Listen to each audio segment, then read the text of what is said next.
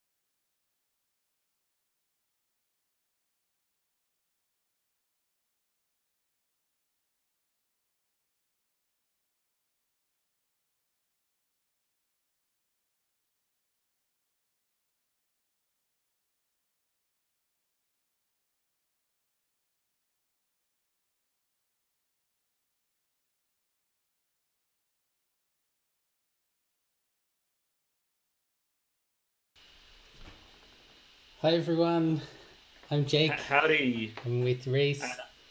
yeah, We're those guys. because there's a great. So for context on the name, I'm really bad at naming stuff, and I'm gonna just give stuff lame names. And I was just like, oh, those guys, I guess. Well, So and that's what we we're going with. we are those guys, So so works for me. indeed, indeed, it has been 3 weeks or 21 days It's been a since while. we Yep. last. Yeah. What did you do in your 3 week gap, Jacob? So we didn't stream last week because I was doing my OSCP exam, which I passed. Congratulations. So yeah, thanks. And Um, I was holidaying. we didn't stream the week before that because you were off on holidays, having some fun. I was partying it up in New Zealand. Very very pretty country. It's also my homeland, so don't disrespect it. It's serious. It's serious business, guys. That's it. Rub your hands Yeah, together gleefully. we're a nation well known for our like aggression and national pride, I guess. No, we're not. We're not. Very friendly country. If you ever have the opportunity to visit, visit. What Okay. else? We like killing a bit of time before we start, just in case there's stragglers. That's right. In Australia, if you are Australian, you'll hopefully know about this, and if you're not, well, welcome to the Orwellian dystopia of Australia. The Liberal Party are trying to push through Dutton's, who's one of our politicians, crypto legislation to force providers to either cough up crypto keys or backdoor protocols and what have you. Um, it's a bit frustrating because I've heard persuasive arguments for why that needs to happen. Take the former head of the NSA, General Michael Hayden, gave a relatively impassioned argument for why they needed to backdoor stuff. And even the most staunch privacy advocate could walk away from that going, oh, maybe he has a point. Dutton's just an insufferable man with an opinion. No research, just opinion. That is all I have to say about that issue. Anyway. That's fair enough. Let's jump into it.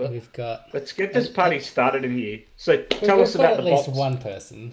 So that's something. Tell us. Well, that's me, I think. No, Vescania. Sorry, I have no idea how to pronounce your name. So good. Hopefully that's close enough that I don't offend you. So today we're going to be taking a look at Hawk. It's a medium, 4.8 out of 10. Fairly straightforward, actually. So yeah, we've both done this one before. We have both done this one. We also have a write-up that we've posted on our blog that you can follow along if you really want to. And we'll basically be following the method that we used, which is, in that write-up. So we started off with an nmap scan, which, since they always seem to take a lot of time, I've actually pre-gamed a little bit and already run the nmap scan, only because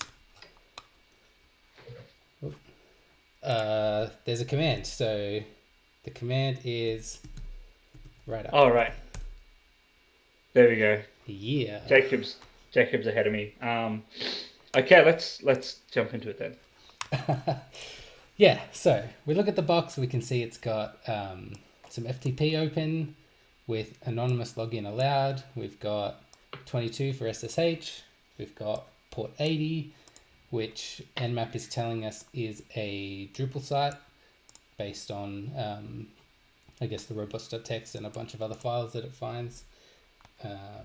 We also have on port 8082 a H2 database HTTP console, which it doesn't know too much about. So, like always with these kind of boxes, we usually start with the website, take a quick look at what's going on there. 10.10.10.102. I am on the VPN still, aren't I? Yeah. I'd hope so. Yeah. Yeah, with Hack the Box, you VPN in a bit like you would with the OSCP Labs as well, I think. And there's a bunch of other things that use the same idea. Oh, That's right. I must have accidentally told Firefox to remember the credentials. That's my bad. Just ignore that. We'll just ignore that for now. Hence the name. This is slightly awkward. So yeah, we get a very plain, boring, almost default looking Drupal site. We can try a few default credentials like admin or admin password, but if you've used Drupal before, you might know that when you install Drupal, it doesn't actually have a default set of credentials. So you have to set the admin password when you install it. So any half decent site administrator will probably hopefully pick a reasonable password instead of. By the way, half-decent website administrators are fairly rare. Even the half-decent. Yeah, yeah. Choose your own password. Password must be a strong enough password. I think password's pretty strong. So yeah, we can see it's obviously a Drupal site. So similar to you might have used, I think we have used WP Scan in the past for scanning WordPress sites for vulnerabilities. There's a similar tool called Droopescan. It's available on GitHub. I'm pretty sure the write-up has a link to it. Yeah, I think my version of Kali even came with it. Yeah, it might even come with it now. My crappy VM that I'm currently using did not come with it, so I had to install it. Maybe I installed it too. I don't remember. I don't remember either. Start off with a Droopescan-H to figure out how we're going to use this thing. We can see from the example that it wants at least Droopescan scan, then help. So let's try that one. That's easy. All right, and now we get some more information. This is what we want. So we've got Droopescan, subcommand, options, arguments. We want to scan a Drupal site, so we will add that as an argument. And we've got a very good example here of exactly what we want to run, basically. So we want Drupal scan Drupal U for URL, and we'll add 10.10.10.102. While that runs, it runs through a lot of modules. We are going to check out the FTP site because we saw that was also open. So we'll FTP into 10.10.10.102. It's asking us for a username. It might not be obvious from the initial prompt because it says 10.10.10.102 root, but this is actually asking you to enter your own login username. We're going to log in with anonymous because Nmap told us that we could, and we can see that we get straight in. Doing a dir to look at what's on the box or what's on the FTP server, we can see there's a messages directory and no other files, so we can cd into messages and we easily change into it. Cool. Now we do another, whoops. What's that, Jacob? Dire. Dire. Yeah. We do a dir on here, we can see there's nothing in this folder. Because we get no results, we're also going to run a dir-a, which is kind of like doing an LSLA. Yeah. So it'll show all files, including hidden files. And we can see that there is, in fact, a hidden file, Drupal.txt.enc. Oh, I wonder what that could be. Looks pretty good to me. So for FTP, the command is get to download it. And it'll just download it to whatever your current working directory is. It is get, isn't it? Maybe it's not. Okay, it's case sensitive. Yeah. So that downloaded it for us. There's nothing else on the FTP site, so we are just going to exit that because we don't need it anymore. We are done. I suppose the real world thing here is you don't actually, like, you get plenty of open FTP shares. Actually, no, you get plenty of open shares that have credentials for the app running on a server somewhere in the network. It happens a lot more often than you'd think, yes. In this case, so Jake and I both work in corporates. It's kind of on a semi-regular basis you stumble across teams that use spreadsheets to manage passwords. And then stick it in a public network documents, chat. Yeah. Text documents and spreadsheets are often confused and then they complain when you maybe suggest to them don't share accounts or use a password manager. Yeah. Yep. That's too hard. Too hard for a lot of people. Oh. Someone just messaged me. Apparently Kubernetes has a crushing vulnerability. Kubernetes? Yeah. Oh. It's only interesting if you use containers. If you're a Docker friend. That'll probably come up in a Hack the Box machine in the future. That tends to be how I guess the box creators come up with them. Yeah. Yeah, so we take a look at the file. We can see it Yep. looks suspiciously like base64. Yep. Running a file against it to see what type of file we've got, we can see that it, well, based on the file headers or the, what do they call them, magic bytes, Linux believes that it's an OpenSSL encrypted file with a salted password and it's base64 encoded. Also, file does a whole bunch of checks. Some of it's magic byte, some of it's looking at formatting. File, a handy command to remember. When you're faced with something and you're not sure what it is, use file, and it might actually tell you. There's another one. Did we do it, or is it one that we've got to wait till it goes public? It might be a public one. Oh, yeah. There's one where using file is a key part of figuring it out. On Windows, there's an equivalent. I forget what it's called. No, there's no equivalent on Windows. My bad. Not to just tell you the file type, no. Not that I know of. Yeah. But yeah, basically it wouldn't matter what the file extension is, what the name of the file is at all. The file command will still return based on a bunch of other things what it thinks the file is. Yeah. Anyway, so it's an encrypted file. Now we need to figure out the password for said file. Yes. So we could just base64 it, decode it, if we really wanted to get the actual encrypted content. But when I was running through doing this box, there were kind of a 3-step process using a couple of different tools or GitHub scripts to, I guess, base64 decode it, look at the contents of the file, and then try and brute force decrypt it. So what I actually did was write my own script to combine all of those steps into one and hopefully be extensible enough that we might use it in the future. Whether we do or not is, I guess, yet to be seen.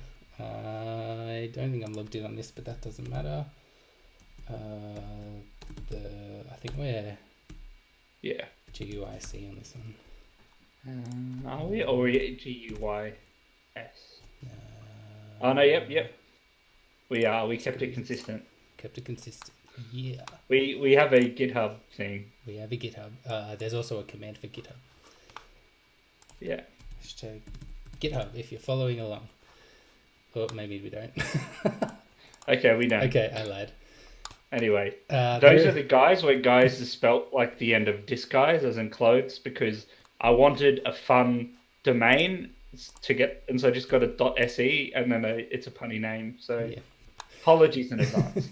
I'm pretty sure there is a link in the write-up anyway, if you are following along. Jake wrote a script. Yeah, I wrote a script. Show us your magic. So we are going to clone that into our current directory. Take a look at it. Should I try V? You can help me with V. Yeah, no, Vim, mate. Add an M to the end. You don't want to use VI. Why? Because Vim's VI improved. No, is that actually what it means? Yeah. Okay, so it starts off. Now, I'm not a Python developer by nature, so I kind of stole certain parts of this. When looking up how to run a command line against, like a command line script in Python 3, the kind of, I guess, secure. So you're talking about being able to fork it or open a sub process. Yeah, rather than like just a child process. Yeah, rather than just the same way that we would call like a system.execute type function. I was looking at a different way of doing that, and I found this on Stack Overflow. So thanks to whoever gave me that. Yep. So subprocess.open opens like a child process. So when the script dies or exits, it'll still as long as it exits properly, it'll kill its child executables. So if you control C on this, it kills all the system dot the equivalent for piping out to shell, which you can also do in Python. I don't think does that. Maybe okay. it does. That might But be this why. is similar to like multi-threaded stuff. Yeah, okay. So That might be why they yeah, suggested this method. yeah, Strings of So ball is another one I stole from someone on Stack Overflow when I was trying to ask how, or trying to figure out how to do Boolean arguments. Someone said they just use this, which seems to work for me. So again, thanks to whoever gave me that. I should have actually probably credited some people. I don't know if they care enough. It's kind of what Stack Overflow is there for. We have a bunch of arguments. We want... That's kind of what iPass starts to look like pretty quick. Yeah. So this should all be fairly straightforward. I can tell you're a .NET developer, mate. Why? Just the naming. Yeah. So we got I for an in file, which is our encrypted file. We've got a W for the word list, which is the word list we're going to perform the dictionary attack with. We've got O for an out file, which will be the plain text output if we get there. Those are the required fields, and then there's a few extra arguments for if you want to add a custom cipher, because if you run OpenSSL enc ciphers, you get a massive list of all of the supported cipher suites, and it defaults to, as you say there, AES256. Yeah, so the default is AES256, and that's why I've made it optional, because you can either set it or we'll just use the default. S for salted is another, just a Boolean true false if your file is salted, because, well, we'll just ignore that that's returned results. But if we look back at, it was in this window, wasn't it? Anyway. Yeah. Our file output told us that it was a salted OpenSSL. That's why I added that option. So salt, and just to clarify, when you're encrypting, most sensible algorithms not only require the actual key, but they also sometimes require either what's called a salt or an initialization vector or a nonce, which, funny term, multiple meanings, but in this case, it just basically means an extra value that is used so that you need to have the key, you need to have the salt. Also used in hashing. So classic example, you're storing passwords in a database. Ideally, you'd use a key stretching algorithm like Argon or PBDFK or password-based key derivation, which I always get the wrong way around. But you to store those passwords, because they're once off, quite easy to calculate. But if I'm trying to brute force your password, I've now got to run through 10,000 operations of whatever every time I want to test a password. Yeah. In this case, with AES256, it's a lot quicker. Yes. And I'm guessing the salting is kind of static. Or something. Well, from what I read up when I was searching on it, it's so I've just base64 decoded the file to example this. It's apparently this salted, and then the next 8 bytes is the actual salt, and then the rest of it is the encrypted content. So so the salt comes with the salt is included in this. Well, I don't know if it's for all OpenSSL. It could just be... I think it's an argument to store the salt with the encrypted value. Normally, for a database of encrypted, well, you don't want to encrypt passwords, hashing, but for a database of hashed passwords, if you are going down the hash and salt path, and again, if you are hashing, remember to do like 10,000 rounds, because hashes are designed to be quick to compute. Yes. That's what blockchain, even though blockchain uses them to kind of do proof of work, they're actually relatively quick to compute compared to brute forcing actual encryption. So storing the salt with the data is fine, but and even in this case, storing the salt with the data is probably not a massive issue, because the key should be separate. But at best, storing the salt with the data means what's the point in salting? Basically, the next argument is base64, which is another true-false flag that'll just also perform a base64 decode if it is... and it doesn't perform a bash base64 decode. OpenSSL actually has a command line argument to create... read in base64 data? So this this initial hidden file was probably created with OpenSSL with the flag to also base64 encode it. So the advantage of base64 encrypted data, and the reason why it's done here is it's cleaner. So encrypted data looks like, if you look there, it looks like garbage. And these characters do not transfer well. Yeah, so in this state, it's just binary, and the terminal doesn't know what to do with it, which is why there's so many random characters. And some of them are actual legit characters that are in Unicode, and so it thinks it's a Unicode character, and then all of those other weird ones are like the error, I don't know what this is. Yeah, I don't know what character this is. Yeah. So as soon as you wanted to say FTP this and you used ASCII mode on this file, things would go sideways. So it would. Base64 basically means you can transfer stuff. Yeah. But I'm using text transfer modes. Anyway.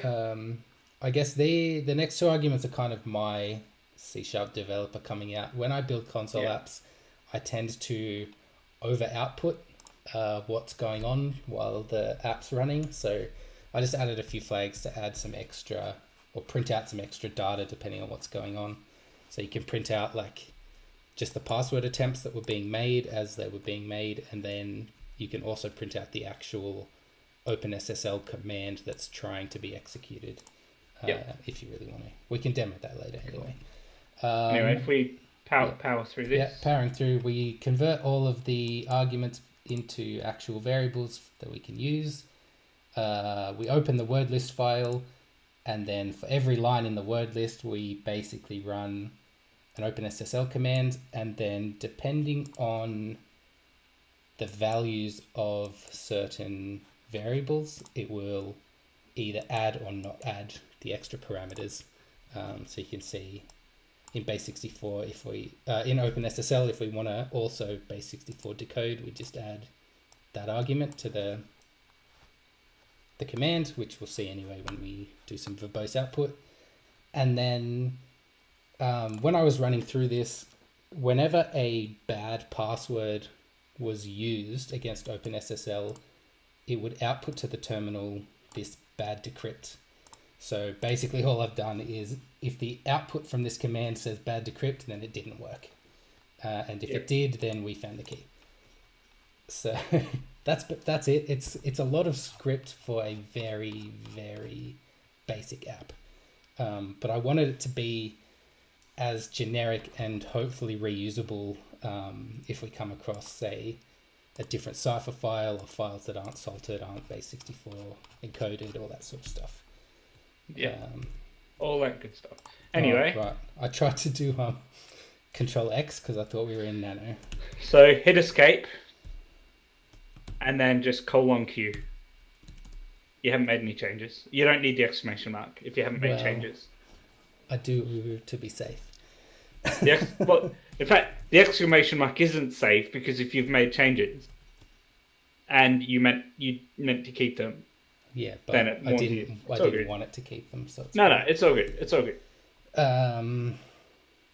Yep. So it works in Python 3. Which is always fun. You're finally joining us in 2018. I'm finally joining you. If we run it, it'll tell us what it's hoping to see.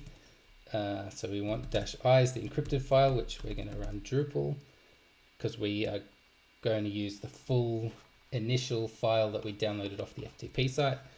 -w for word list, we'll use user share word list rocku, which comes default on Kali. -o, we're just going to output it as Drupal.txt because the file name is Drupal.txt.enc. Yep. Then we are going to do -s because it's salted, -b64 because it's base64 encoded still, and we're going to leave the cipher as default. And I'll do one verbose just so that we can see a little bit of output. And I thought I fixed that. Maybe I didn't push the change. Maybe do that at some point. Yeah, So I might have to Or just grab the version that you've actually done? Or do you know where you need Yeah. to change it? Uh, So this is the other thing in oh Python no, is strings. that was it there. Because the second line of the Rocky word list is an empty string. So I thought that's what that would have. Hang on. Let me just. Python is a bit funny in handling strings, but in that case, because it was empty, converting it to bytes. Oh no, converting it to bytes should work. Should be in Hawk, Kraken, decrypt. Oh, I made so many copies of this thing. Now we're getting a view into the madness of Jacob's. This is my mindset when I'm trying to figure out what I'm doing. Mine's the same. Every time I dev stuff, I have scratch files, and files are trial stuff. All handily get ignored so that they don't show up in the history. Yeah, pretty much.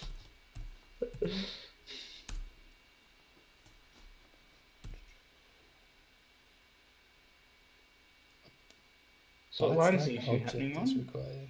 Line 80. Line 69.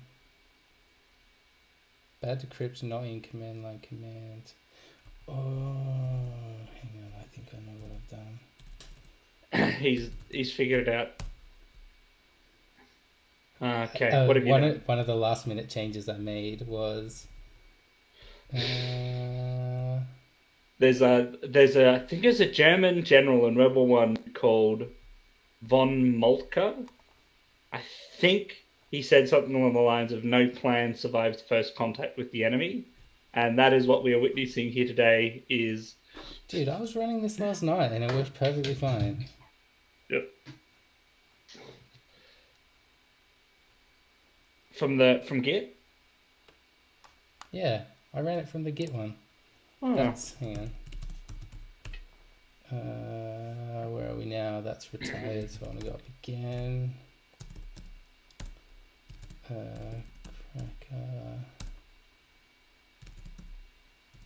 While Jake's doing that, so what's happened is Jacob's at some point in prepping for this written a cool little script to brute force an encrypted file. Something in a similar vein to like John the Ripper, but specifically to drive OpenSSL, which with OpenSSL you can use to encrypt files on a server. You can use it with block mode ciphers just to encrypt and decrypt files. What's happened is something's up with somewhere in it. It's not parsing some string. Man, that'd be right. It's streamer's curse, isn't it? What was that? It's the streaming curse, isn't it? Yeah, the streaming curse. So it just happens.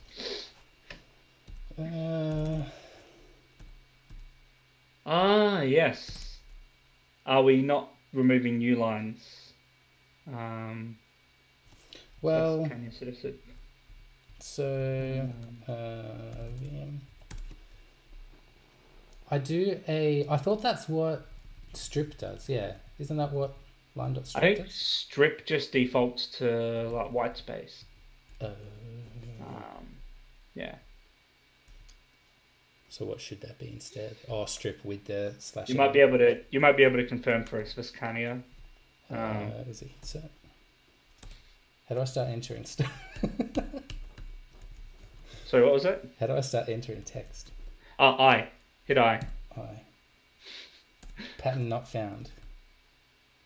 Hit escape just a bunch of times. Oh, there we go. Now hit I. And now do it. Jacob doesn't use Vim very much. Nope. Alright, now I want to right quit. Yes. You don't need the exclamation mark. Well, I do because I want to force it to happen. Because sometimes that causes problems. Okay, no, it's not that. So Bob password's the first line of the file, right? And it's Yeah, so freaking out the on first, no, it's freaking out on the second line of the file because the second line Alright. is an empty string. And I thought I You could just go into, you know what? Just go into RockU, remove the second line. Yeah, Probably the let's simplest just way to do that. it. Vim. Just for the purposes of getting the show back on the road. It's 8:30 p.m. in Australian Eastern. Nobody else is awake time, so. Oh no, Jacob! You're looking at passwords. Oh no! I love it how soccer is on the list. I went to school with a guy and his password was soccer backwards. Except, okay. Hey, and you tell everyone that, and everyone would be like, "Oh, but I tried typing it in backwards. It doesn't work." It's because his password was the word soccer and the word backwards. He thought he was so smart. Strip lines. Strip new lines, but insert data into the list. Strip. Okay. I will have to update the repo once I figure out what's going on. Or maybe I'll have a poke around it at some point. Yeah. Yeah. Nope. You still get it. Are you sure it's not happening on the first line? Because like trying password Bob password, and that's when the error occurs. Line 105. Show us line 105, Jacob. Do you know how to do a go-to line in Vim? Oops, that's the wrong. I do not. I normally just have line numbers on. Oh, how do I do that? It's in my Vim conf, and I've forgotten what to do because I did it so long ago. That's right. It tells me down the bottom. But yeah, just down the side there, 105. No, probably it doesn't have 105 lines. Okay, sorry, my bad. Go back to the error. Sorry, that's in a different module. It's line 83. Yeah, line 83. So that error is actually somewhere else. It doesn't have 83 lines in it. Wait, what? 81. Let's have a look at the error again.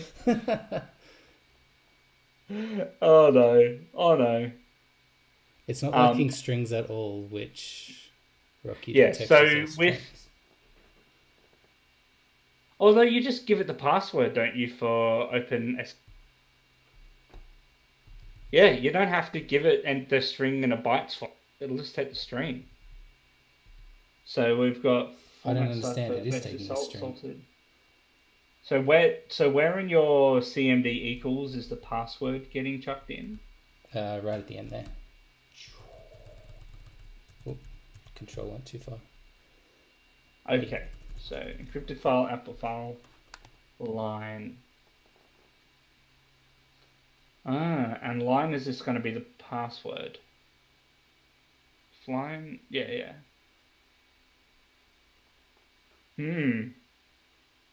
Maybe for the minute we just move on, because we know what the password is, and we know at some point this worked. It did work last night. Yeah, I know. Unless I wasn't running it in Python 3. It should work in normal Python as well. And normal Python, sorry, not normal Python. Python 2 has a different way of handling strings. Okay, it's a Python 3 error because it works perfectly fine in Python. Yeah, that's why it worked, mate. So, all right, there's something about it that's not Python 3 friendly. So ignore what I said about it. You've got to throw So you've got to convert one of the strings to bytes instead. Somewhere in there, or maybe it's not liking the output from the terminal back or something. We can figure it out later. I can have a poke around if you want, but it works now. I knew it did work. So, so we can see that it finds the password friends. Just for the sake of the demonstration, if we add the -v in, we can see that it did try all of the passwords in the rocky.txt until it found our friend's password, and then it's there. And we told it to output into, in this one, a file called plain. So we're going to cat plain, and we get a letter to Daniel saying this is the password for the portal, pencil keyboard scanner 123.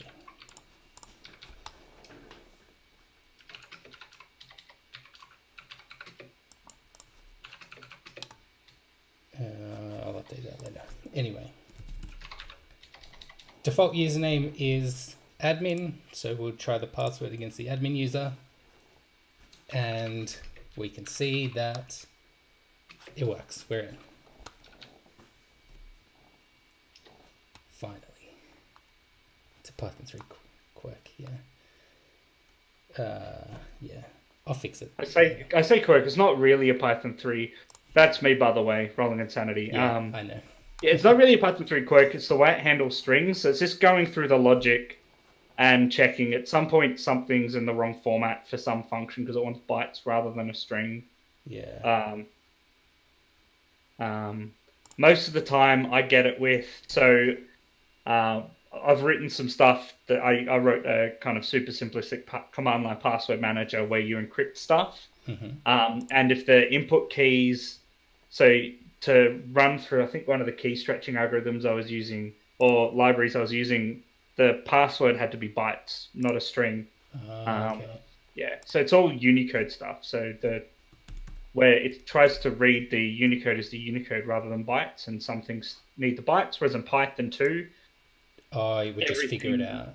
From memory in Python 2, everything is bytes, and it just knows to read the bytes as a string in the context. And then Unicode was an exception in Python 2 that was a bit weird, and so they flipped it around, made everything Unicode in Python 3, but it means if you need to read a string as bytes for input to things that need binary, then you have to convert it back to the bytes. Right, okay. Yeah. Should... Anyway, we got there in the end, so talk us through what you're doing now. Right, hang on, I'm just bringing up the write-up so that I can copy paste the next bit easily. Oh, this doesn't link to it, does it? Yeah, you can skip Python 2. The only thing so there's not a huge amount of difference between the two. There's some stylistic stuff. Like the print function in Python 2 is more like a kind of language variable thing rather than not variable. It's like a language feature rather than the function. I did use Python, not Python 3 in the right. Yeah. Whoops. So there are some differences, but mostly everything these days, like most of the libraries that were only on Python 2 are now on Python 3 as well. Yeah. A lot of the tooling still uses it, and you run into some people who still think it's the way to go, and there's some scenarios where Jacob's problem was he doesn't realize that on most distros you have to run Python 3. Well, that's specifically if you want to do stuff with Python, use virtual. I thought I was coding it Python 3 friendly, because I know that is the way that I should be writing Python. 2.7 supports print with brackets, which is that's the easiest way to tell what version of it is. Yeah. That's it. Python 2 ends soon. Yeah, and there's futures, and the futures library for forward compatibility, and then Python 3 has a level of backwards compatibility, and then there's some tools that'll attempt to convert, and then you just have to go through and fix everything that's screwed up. Right. I've barely futures. I've barely done anything in Python 2. All my stuff's I've been in Python 3 since I discovered Python way back in uni. Fair enough. Okay. Anyway, once we're in with Drupal, Drupal has a built-in module called PHP filter. Yep. Which will allow us to embed our own PHP code into the site.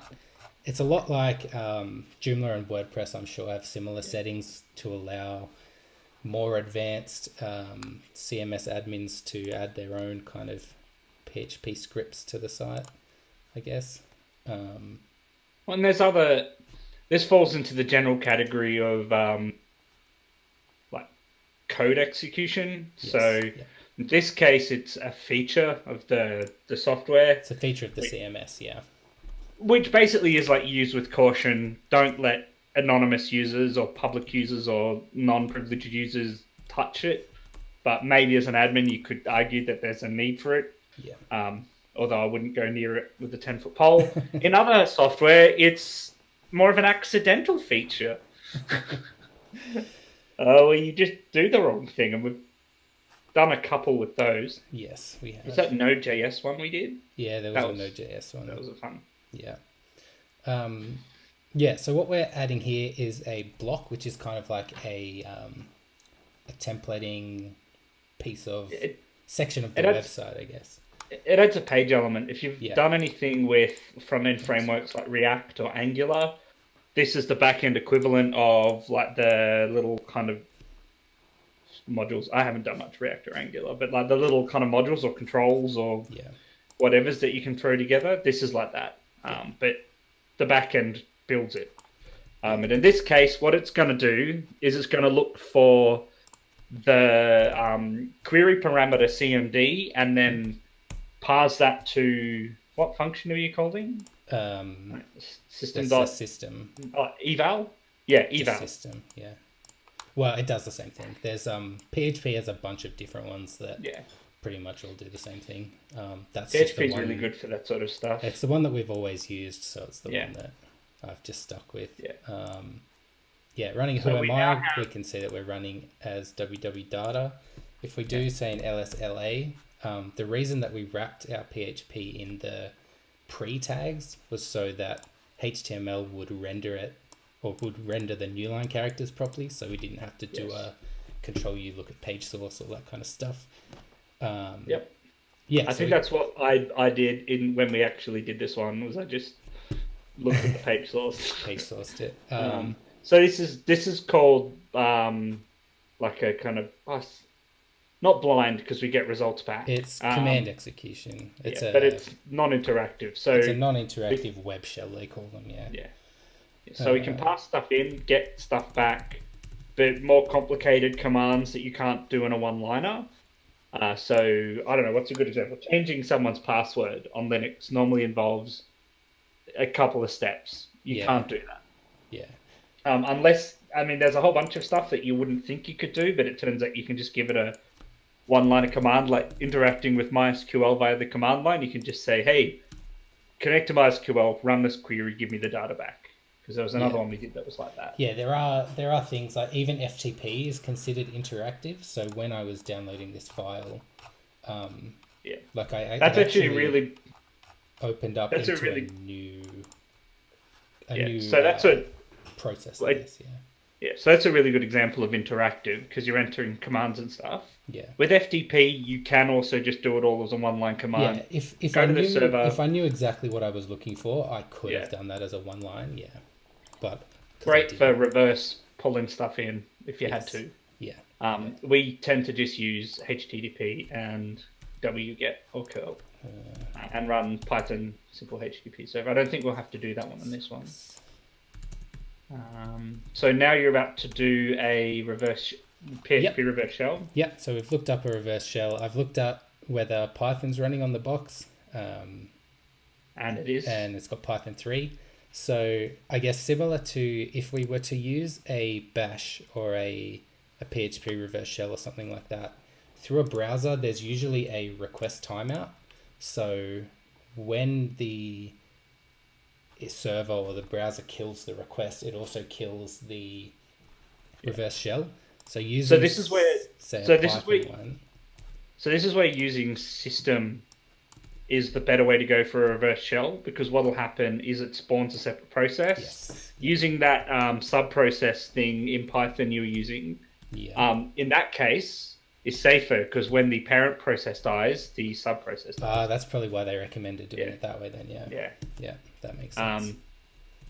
In the case of this though, by splitting off the separate process rather than doing it inside PHP, we get around server processing timeouts, because it'll be the server giving you the reverse shell, and the server will time out. 30 seconds of a page load, and it'll go, this is taking too long, kill the page, because you've effectively stopped it from loading by jumping out to another process that it's waiting to respond. Not process, you've hit another line of logic that's kind of just stopped because you're now tunneling through a bunch of shell stuff. Whereas this runs Python on the server as a completely separate process. So that when the PHP, inevitably the server times out the PHP script, which is just running, this will keep going. The Python process will keep running. Once we have an SH shell, we make that slightly more interactive by upgrading it to a bash shell. I can't take this even further because using ZSH completely screws with it.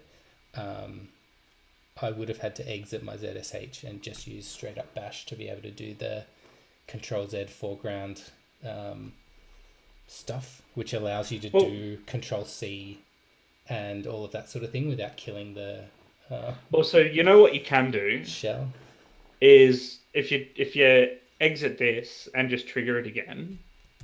So before you trigger it again, just type bash. Bam, you bash. I'm bashed. And now you can yeah. So ZSH is great, but if you need to fall back to bash, you can just run bash instead. Yeah.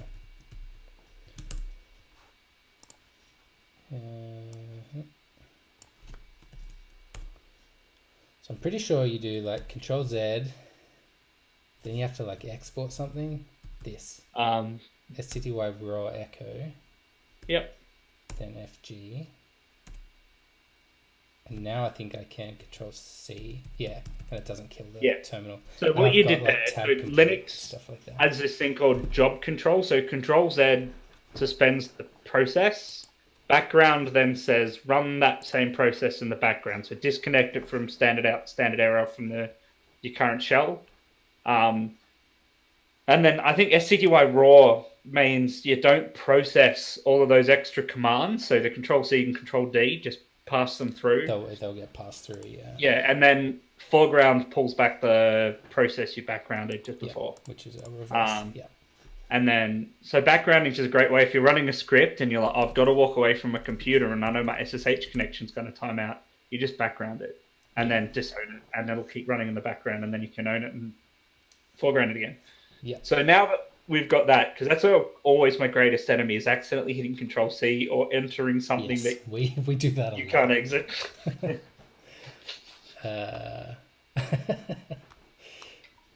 Yeah, it's also good for if you screw up a script and get stuck in an infinite loop.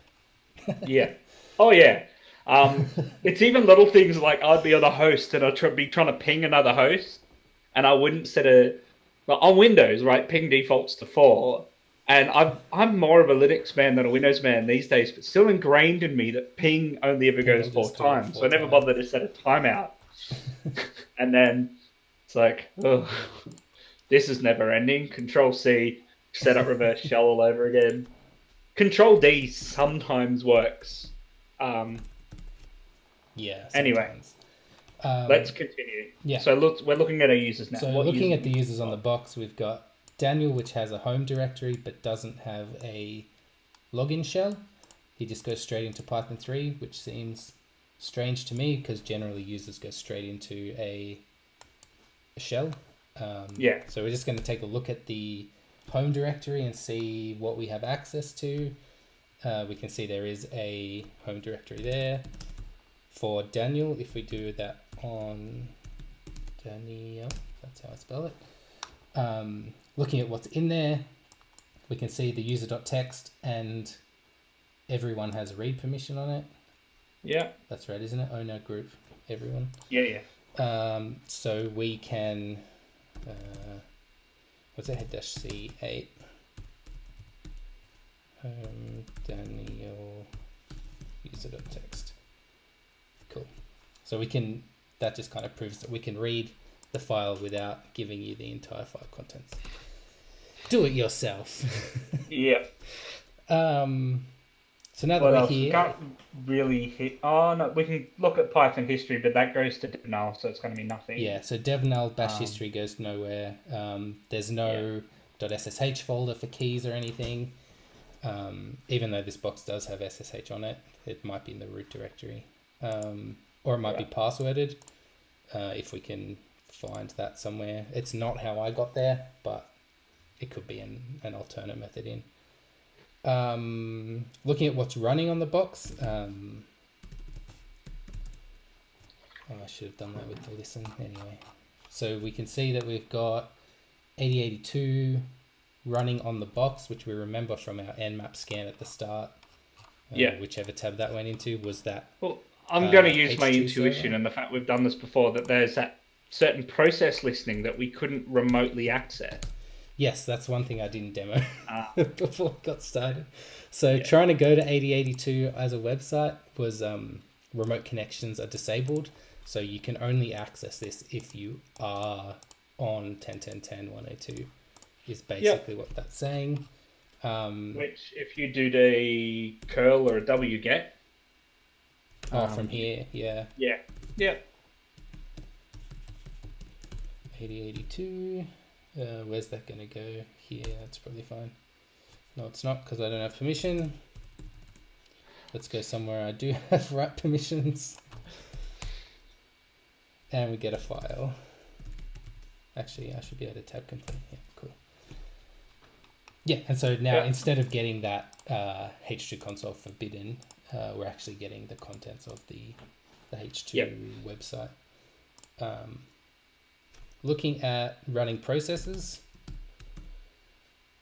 and for the sake of this, we'll grep it for only with double O, not double T. We'll see what's running as root, and we can see that it is running.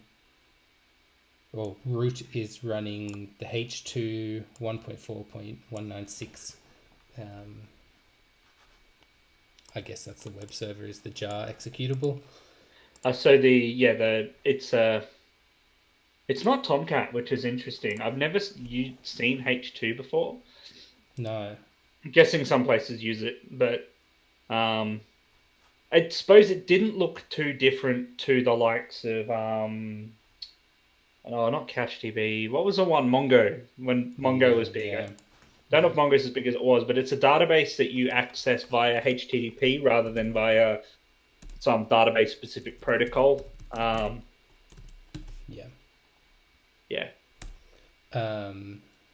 Because we've got version information as well in what we can assume is version information in the file name, we'll do a searchsploit on it, and we can see that we pull a match for the exact same version number that we've got, and it's a code execution vulnerability, which is always good. So to grab a copy of this exploit from, rather than trying to figure out that, you can do searchsploit-m to mirror, and then you just insert the little bit that's easy copy pastable. And that will copy it to your current working directory. Now if we vim that. So this particular part, so searchsploit comes from, I think it's exploit.db. It's the command line version of exploit.db, which means you don't have to use the capture. Which a side topic, exploit.db during my exam, because it had been so long since I'd used exploit.db web front end, and then I did my exam and I was browsing around it, they've completely changed their user interface. And it confused me for a bit. Yeah, okay. I was like, what is this site now? Exploit.db is a handy place for, you've come across a particular version of something and there's a CVE for. There is a moderately good chance that someone has written a POC, or multiple someones have written POCs to exploit that particular CVE or vulnerability. The other place is the Rapid7 have a website as well that's similar, mostly links to these things. So they also don't have a capture anymore, unless it's an invisible capture. Maybe. But they don't have the capture that they used to, so you might be able to just, if you couldn't be bothered with searchsploit, you can do it directly. Yeah. Anyway, so that means we have access to all of these proof of concept scripts. Yes. In this case, this one takes advantage of the particular database issue we've got. In theory, we can also go through and read the detail of the CVE, which in other run-throughs we've done, we've had to just go off the actual vulnerability in the CVE and try and take advantage of it ourselves.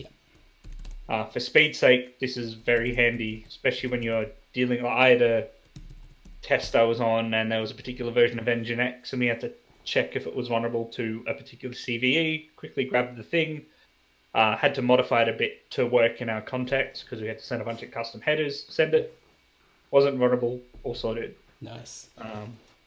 just checking if it runs with Python 3 because that's all we've got on the box. And it does. And we can see that from its default usage, it even says you can use it on localhost, which is good for us because that's what we want to do. Cool, that's still open with the tab. So we're going to use our little friend, simple HTTP server, to get it over there because that's the easiest way to transfer files. We're already in temp because we wgetted another file before. I think I was 14.6 and it was 44455 something. What was that? So we download that file. Python 3, it's -H I think it was. And the port is 8082 still. It's lowercase h. Oh, is it? No, it's capital H, but I didn't actually add the script. I was just Python 3. There we go. That might help. User error. Yeah, user error. So we can see that it's trying to run through the various stages of performing the exploit, and we get a shell. I suppose if you want to know how it works, just go and read the script. Yeah. I don't think I did when we did this. No, we didn't read through the script on how it actually works or what the CVE is in the background. The one we did on what was it called? Not Mirai. The one based on Stuxnet that we did the other week. Dropzone.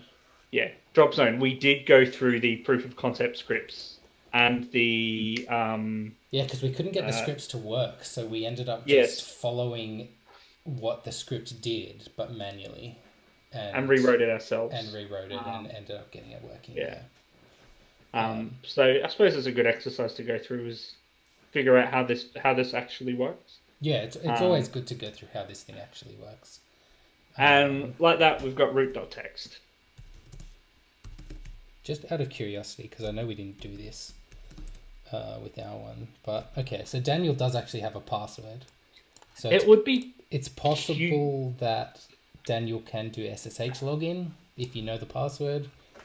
I kind of just want to see what happens if you set Python 3 as the user's shell. Python 3 is the user's shell. Which is what he's got. That's what it is, yeah. Oh, you mean to SSH in as that user? Yeah, does it just drop you straight into Python? We would probably Or does it have to freak out because that's not how any of it's meant to work? I don't know. So we could try hashcoding that password, or give me 1 second. Since we've already rooted the box, we're just going to take a sneaky peek at what they did, and if it's got like a password or anything in there. I might as well show this for everyone because it doesn't matter now. We're already past that stage. That's the privesc, so we don't care about that. That's okay. So that looks like that's how you would manually exploit it through the front end. And yeah, okay, they're doing an SSH tunnel to be able to access it locally, which means there should be creds in here somewhere for Daniel. There we go. Drupal for Hawk. Easy. Yep. So, but interestingly enough, there's been a few of these boxes where there's multiple paths. Not sure if it's intended or not, but there's normally multiple paths to kind of get to the goal. Yeah. So you get what looks like a Python shell, not a bash. Yeah, okay, that does work. Yeah. I just was curious to see what happens if Python set as the user's shell. So it's the same as if I was just to go Python 3. Yeah. So I could just run any Python script now, I guess. Well, yeah, or which would include... You're basically in a shell, but in the context... PTY. Yeah. Well, because I wouldn't have to... No, yeah, that should be fine, shouldn't it? Because I don't have to do the Python 3 stuff. I don't have to do the -c or put it in quotes, do I? No, well, you have to do enter now. Oh, no, I don't think you can do one... see what happens when you try and do one-liners. I don't know, I'm just so used to typing it like this that... quote /bin/bash. I'm very bad at doing more than one thing at a time, which includes talking and typing. Yeah. Yeah. Okay. So that seems Yeah. to work Okay. as well. Yeah. Um, That gets you out. yeah, and then I mean, we're in a bash shell as user, so That was done, I think, just to be an extra random challenge. yeah, probably Yeah. to escape a Python jail rather than a restricted shell. Well, it's not so much I of guess. you It's could not- do it all with Python if you know how to read files and stuff. Oh, yeah. Oh, actually, You could do the oh, file open like I've done with yeah, there'd be that other ways. script, yeah. Anyway, Anyway, it was just I was just curious. But that is so that is it, I think. that's the box. Not bad. Fairly quickly, in an hour with a few hiccups along the way. So That was an hour including Jacob going, "What does my script?" why doesn't my Python 3 script work that doesn't work on Python 3? I love a punchy stream because then it's like again, it's a Tuesday night in Australia land. Yeah. If you and it's like don't want to be too late to bed. No, this is true. Especially it's Christmas party period in Yes. in Australia. I'm guessing everywhere in the world because Christmas isn't a hemisphere thing. No. Snowing at Christmas is actually it snowed while I was in New Zealand. That was nice, but we're near the. So what happens is I'm going to be having a lot of late nights anyway over the next month. For Christmas parties, and my poor liver.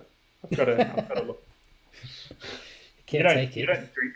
You don't drink, Jacob. That's not a bad idea. Yeah, my liver's going to be fine after this Christmas period. Yeah.